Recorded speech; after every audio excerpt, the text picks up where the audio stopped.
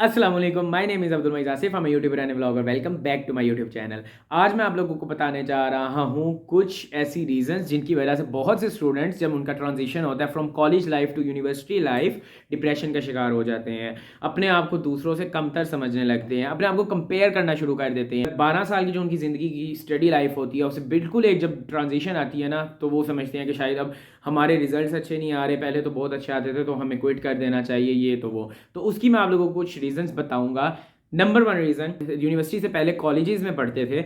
Let's suppose colleges में दो तरह के कॉलेजेस होते थे। एक जो मेरिट बेस्ड स्टूडेंट्स का अलहदा सेक्शन बना देते थे, जो टॉपर्स बच्चे होते थे उनका अलहदा सेक्शन बना देते थे। एक तरह के कॉलेज होते थे कि जिनमें इतनी कोई स्टूडेंट्स नहीं आते थे, तो एक ही क्लास होती थी, उसमें बिलो एवरेज स्टूडेंट भी पढ़ रहा है, अबव एवरेज स्टूडेंट भी पढ़ रहा है। बात करते हैं सबसे पहले उन कॉलेजेस की जिनमें एक सेक्शन बन जाता था, ठीक है ना, पूरे टॉपर्स का एक सेक्शन बन जाता था। इसमें ये होता था कि आपके एरिया के जितने टॉपर्स होते थे ना, मोस्ट प्रोबेबली एक सिटी के अंदर भी एक एरिया के जितने टॉपर्स होते थे वो एक कॉलेज में पढ़ रहे होते थे। आप लोगों का मुकाबला उनके साथ हुआ करता था, ठीक है, और आप उनके साथ टॉपर लिस्ट में हुआ करते थे, आप उनके साथ मुकाबला कर लेते थे, हो जाता था। जब आप और दूसरे स्टूडेंट्स जो हैं, जो मतलब एक ही सेक्शन में पढ़े जिसमें बिलो एवरेज भी अबव एवरेज भी, वो वाले स्टूडेंट्स जो हैं वो अपने आप को मतलब वैसे ही ऑब्वियसली इतना समझते हैं क्योंकि उनका जो रिजल्ट था वो बहुत आ रहा होता था, और वो समझते थे कि हम ऑब्वियसली इन सबसे बहुत ऊपर हैं, तो हम टॉपर हैं। ऑब्वियसली टॉपर थे भी। अब जब यूनिवर्सिटी में आप आए हो और ऑब्वियसली जब आप नस्ट आए हो, तो आपकी देखो नस्ट में वो सारे बच्चे फिल्टर आउट हो जाते हैं। आपके एरिया के टॉपर्स बच्चे नहीं हैं, अब यहाँ पे आप ना बिलो एवरेज बच्चे हैं, वो सारे फिल्टर आउट होके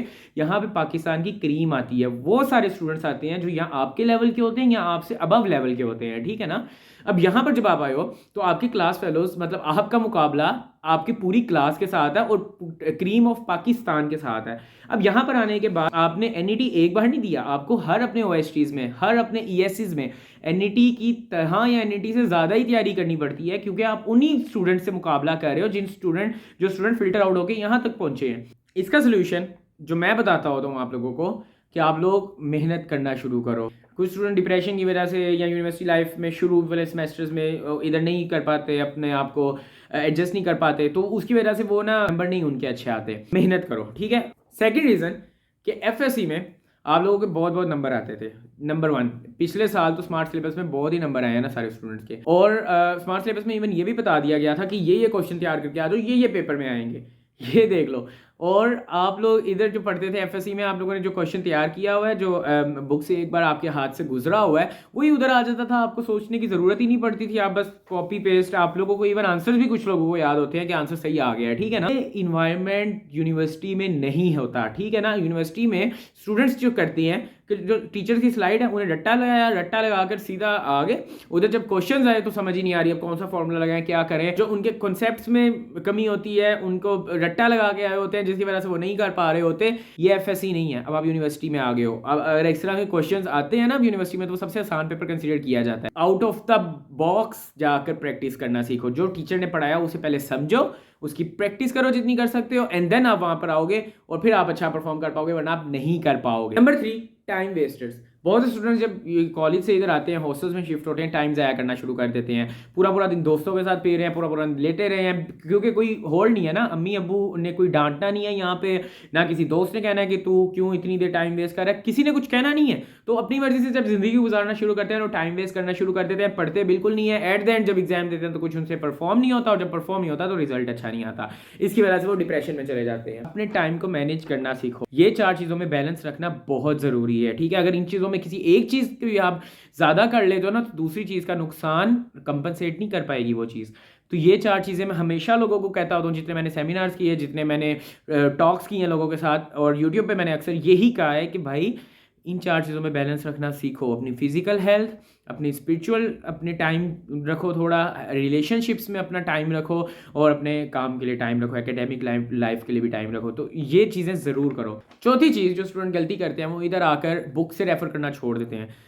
जो स्लाइड्स होती है ना टीचर्स की, यूनिवर्सिटी में स्लाइड्स चलती हैं, पावर पॉइंट की स्लाइड्स। अब जो स्लाइड्स होती हैं वो स्टूडेंट्स इधर आते हैं, उन्हें रट्टा लगाने की कोशिश कर रहे होते हैं, और अपने कॉन्सेप्ट्स क्लियर किए बगैर 95% बंदे वो पढ़ते हैं और चले जाते हैं। कोई पता नहीं क्या हो रहा है, तो स्लाइड से पढ़ना बिल्कुल बेकार चीज़ है मैं कहता हूँ, क्योंकि स्लाइड्स जो होती हैं वो टीचर के नोट्स होते हैं। अब जैसे मैंने एक नोट्स बनाए, लेट्स सपोज अपने नोट्स बनाए, बुक पढ़ के नोट्स बनाए, मैं जिस तरह उसे डिलीवर कर सकता हूँ उस तरह समझने वाला मेरे नोट्स पढ़ के नहीं समझ पाएगा मेरे नोट्स को कि क्या लिखा हुआ है, लेकिन मैं जिस तरह डिलीवर कर सकता हूँ क्योंकि वो मेरे नोट्स हैं। इसी तरह टीचर ने जो पावर पॉइंट की स्लाइड्स बनाई होती है वो उनके नोट्स होते हैं, वो बड़े अच्छी तरह से एक्सप्लेन कर लेते हैं, लेकिन हम उन्हें पढ़ के नहीं समझ पाते कि लिखा क्या हुआ है, तो हमें बुक से रेफर करना पड़ता है। यहाँ पर आकर स्टूडेंट बुक को रेफर करना ही छोड़ देते हैं। भाई कुछ कॉन्सेप्ट्स होते हैं जो आपको बुक से पढ़ने पड़ते हैं। अब मोड ऑफ स्टडी जो होता है वो सारों का डिफरेंट होता है। कुछ लोग बुक से नहीं पढ़ते अगर, तो यूट्यूब वीडियोस देख लेते हैं, देख लो, लेकिन बात यह है कि उन पॉइंट्स को समझना जरूरी है जो आपने डिस्कस किए हैं, आपकी स्लाइड में डिस्कस हुए हैं, तो बुक से रेफर जरूर करना। नंबर 5, डिप्रेशन की सबसे बड़ी वजह जो आपको जिंदगी में किसी भी स्टेज में दे सकता है, डिप्रेशन, कंपैरिजंस। हमेशा यहाँ पे सोसाइटी में इस तरह की चीज़ है कि जब आप बहरान भी लेते हो ना तो साथ नेबर आगे मुबारक देता है कि मुबारक हो आपने मेहरान ली, लेकिन साथ साथ ये भी बताता है कि मैंने सिविक भी ली है। आप लोग कंपैरिजंस करना छोड़ दो, आप कंपैरिजन करोगे आपकी खुशी वैसे ही आधी रह जाएगी। अल्लाह ताला ने आप लोगों को किसी और चीज़ के लिए बनाया है, दूसरे बंदे को किसी और चीज़ के लिए बनाया है। अब आपके साथ वाला बेशक पूरा पूरा दिन पढ़ भी नहीं रहा, बेशक पूरा दिन फुटबॉल खेल रहा है और लेकिन जब जीपीए आता है उसका आपसे बहुत ज़्यादा आता है और आप बहुत ज़्यादा मेहनत करते हो, आप कंपेरिजन करोगे आप डिप्रेस हो जाओगे कि यार ये बंदा जो है ये मेरे से कम पढ़ रहा है और मतलब मैं जो हूँ मैं इतना पढ़ रहा हूँ और मेरा जीपीए नहीं आ रहा।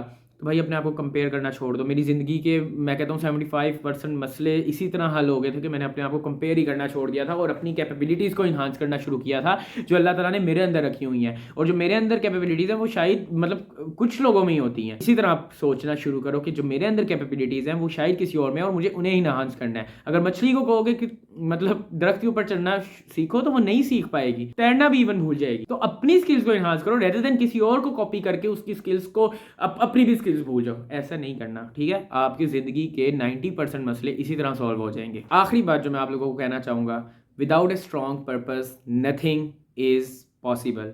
अगर आप लोगों के पास जीपीए लेने का कोई स्ट्रॉन्ग पर्पस नहीं है, अगर आप लोगों के पास कोई जॉब लेने का स्ट्रॉन्ग पर्पस नहीं है या किसी भी काम का कोई स्ट्रॉन्ग पर्पस नहीं है, तो ये पॉसिबल ही नहीं है आप वो काम कर पाओ। लेट्स सपोज अगर आपकी वाकई जीपीए की विल है कि आपने लेनी है, एक इसे स्ट्रॉन्ग डिज़ायर बनाओ अपने लिए, ठीक है ना, स्ट्रॉन्ग पर्पस बनाओ अपनी, और फिर उस हिसाब से अपने आप को अलाइनमेंट करो, तो आपकी वैसी अंदर से कैपेबिलिटीज़ निकलना शुरू हो जाती हैं जो आपको इन्हांस करती हैं, आपको स्टडी के लिए उकसाती हैं, ठीक है ना। बाकी ये इन सब का सोल्यूशन ये है कि आप लोग पहली बार टाइम वेस्ट नहीं करना, पढ़ना है, अपने आप को कंपेयर करना छोड़ दो और इंशाल्लाह ताला अपने अल्लाह पर यकीन रखो। अल्लाह ताला ने आपको रिस्क देना ही देना है यार। मैं हर जगह कहता हूँ कि स्टूडेंट्स को बताता हूँ कि यार जीपीए जो है ना उस पर आपका रिस्क नहीं लिखा हुआ। रिस्क मिल जाना है, जहाँ से आपको मिलना है आपने वहाँ तक पहुँच जाना, आपको पता भी नहीं लगना आप किस तरह पहुँच गए हो। GPA doesn't matter at all, ठीक है ना। आपके रिस्क की ये बात कर रहा हूँ, रिस्क को अपने उसके साथ नहीं करना, जीपीए के साथ मैटर नहीं करना। बाकी जीपीए अक्सर चीज़ों में मैटर करता है, अगर आपने बाय स्कॉलरशिप में जाना है ये तो वो, लेकिन रिस्क आपका जीपीए में मैटर। ये मत समझना मेरी जिंदगी अच्छी होगी अगर जीपीए आएगा, ठीक है। तो यही था मेरी तरफ से। अगर आप लोगों को ये वीडियो अच्छी लगी है लाइक कर देना, शेयर कर देना, सब्सक्राइब कर देना। मिलते हैं आपसे नेक्स्ट एपिसोड में, तब तक के लिए अल्लाह हाफिज़।